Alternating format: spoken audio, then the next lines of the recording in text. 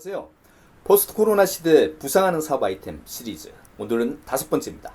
자, 오늘 이커머스의 다음 거래 방식이라고 하는 샵 스트리밍을 포스트 코로나 시대의 유망 사업으로 소개합니다.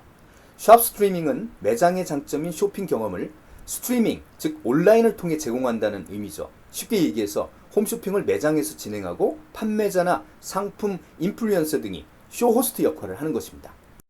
자, 그럼 샵 스트리밍이 TV 홈쇼핑보다, 그리고 온라인 쇼핑몰보다, 그리고 오프라인 백화점보다 상대적으로 좋은 점 한번 알아보겠습니다. 우선 TV 홈쇼핑보다 좋은 점은 뭘까요? 매장 직원과 시청자가 실시간 쌍방향 소통을 해가면서 오프라인의 유사 체험을 제공하는 것입니다. 샵 스트리밍은 TV 홈쇼핑보다 양방향 소통이 훨씬 쉽다고 하죠. 저 소매 부분 장식 좀 자세히 보여주세요. 안감 재질이 좀 궁금하네요. 등의 채팅과 댓글이 실시간으로 오고 간다고 합니다. 온라인 쇼핑몰과 달리 시청자들끼리도 대화를 서로 주고받으며 구매를 결정한다고 하죠.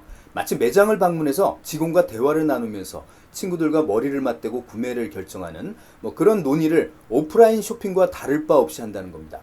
생산자에게 샵 스트리밍은 고객을 직접 만날 수 있는 최적의 통로라고 하죠. 인터넷 쇼핑몰에서의 판매 데이터만으로 파악하기 어려운 고객의 현장에 생생한 반응을 수집하는 것입니다. 두 번째로 샵 스트리밍이 오프라인 채널, 그러니까 백화점보다 좋은 점은 뭘까요? 매장 직원 이상의 전문적인 서비스를 받을 수 있다는 거죠. 일반 판매 점원이 아니라 상품 전문가나 그 소비자 입장에서 인플루언서 등이 전문적인 쇼호스트 역할을 합니다. 또한 백화점의 영업시간 내 판매에 비해서 샵 스트리밍은 방송이 끝나도 재시청이 가능하다. 스트리밍이니까요. 그래서 사실상 24시간 판매를 하는 그런 채널이 되겠습니다.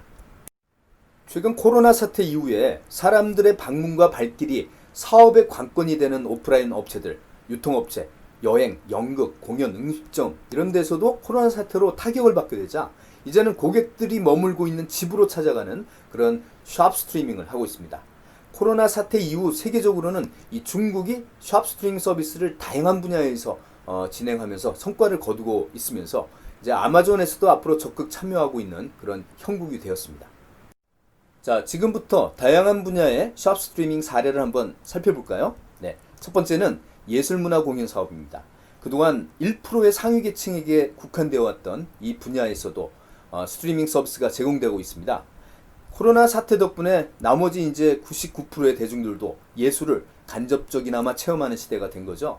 여기에 오프라인 체험에서 얻지 못했던 시공간적인 편의성과 더불어 제작진, 출연진과의 상호 교감이라는 그런 혜택까지도 누리게 됐습니다.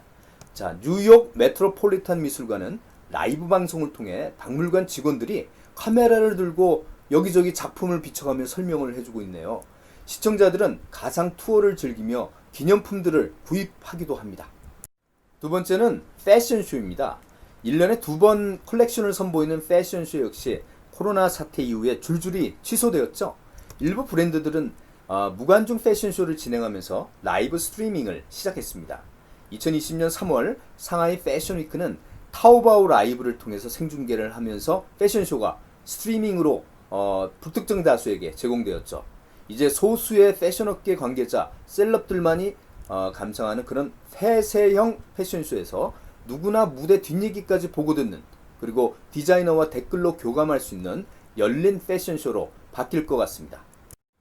보통 패션쇼 직후에 신상품을 입은 모델들이 각종 화보를 수놓죠.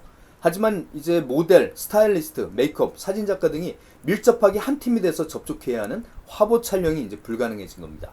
이제는 모델이 직접 스타일링을 하면서 자신의 집과 공원, 이런 일상 공간에서 혼자 스마트폰으로 영상을 화보로 촬영하기도 합니다. 무대가 아닌 모델의 생활 공간 속에서 촬영된 옷과 이런 모델은 홈페이지의 스트리밍 서비스를 통해서 많은 사람들의 공감대를 형성하고 있습니다. 어느 화장품 회사의 샵 스트리밍입니다.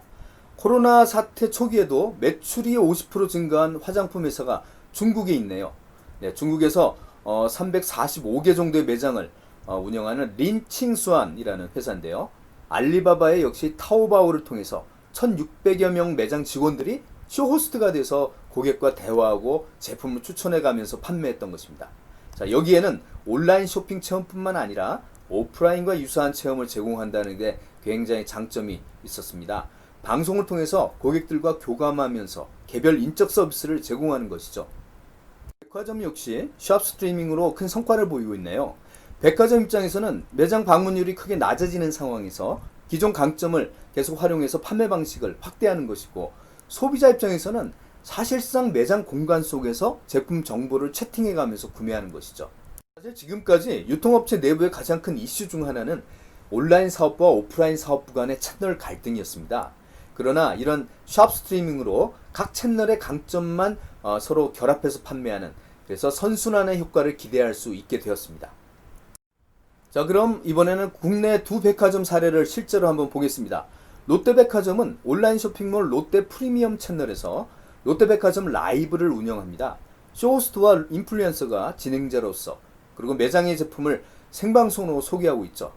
현대백화점도 네이버와 협업을 통해서 백화점 윈도 라이브를 런칭했습니다. 네이버 쇼핑에서 직원과 인플루언서가 직접 상품을 소개하더군요. 네, 이번에는 부동산 중개업체 재미있는 샵 스트리밍입니다.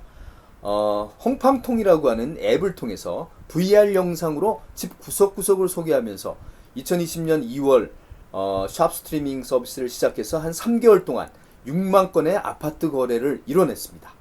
지금까지 샵 스트리밍의 특징과 상대적 강점, 그리고 여러 가지 사례들을 좀 살펴보았는데요. 자, 오늘 정리하면서 시사점 소개를 하고자 합니다.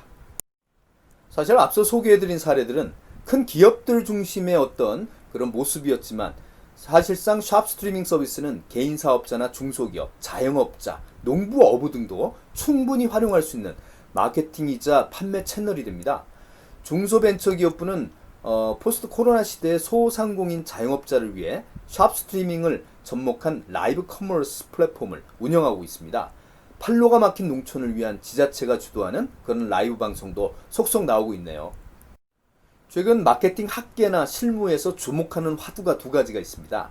체험 마케팅과 컨텐츠 마케팅입니다. 광고 중심으로 고객의 마음을 사로잡아왔던 브랜딩, 이제 체험 현장에서 진행을 하고 있습니다. 고객에게 재미와 유익, 그리고 독특한 체험을 주어야지 그들이 SNS에 제품 사진과 좋아요를 올린다는 것이죠. 그리고 이제 기업 일방의 마케팅 메시지보다는 컨텐츠 속에 자연스럽게 녹아든 그런 마케팅이 주목과 구매로 이어지는 그런 시대인 것 같습니다.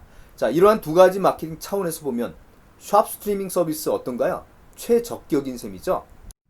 코로나 사태 이후에 사회적 거리두기로 인해서 불특정 다수의 고객을 오프라인에서 만날 수 없다면, 이제는 잠재 고객층이 있는 그런 가상 공간으로 찾아가면 어떨까요? 샵 스트리밍은 시간과 장소의 제약 없이 오프라인 상황 속에서 쌍방향 소통을 하면서 판매하는 포스트 코로나 시대의 최적격의 채널이 아닌가 제안합니다. 이제 헤어질 시간이 됐네요. 오늘은 포스트 코로나 시대의 새로운 이커머스 채널을 소개해드렸습니다. 기존의 홈쇼핑, 온라인 쇼핑몰, 오프라인 매장과 비교한 그런 상대적 강점에 대해선 어느 정도 공감하시나요? 네, 다음번에도 새롭고 유익한 내용으로 찾아뵙겠습니다. 구독 버튼과 좋아요 부탁드리면서 이만 마치겠습니다. 행복한 한 주 뒤에 찾아뵐게요. 감사합니다.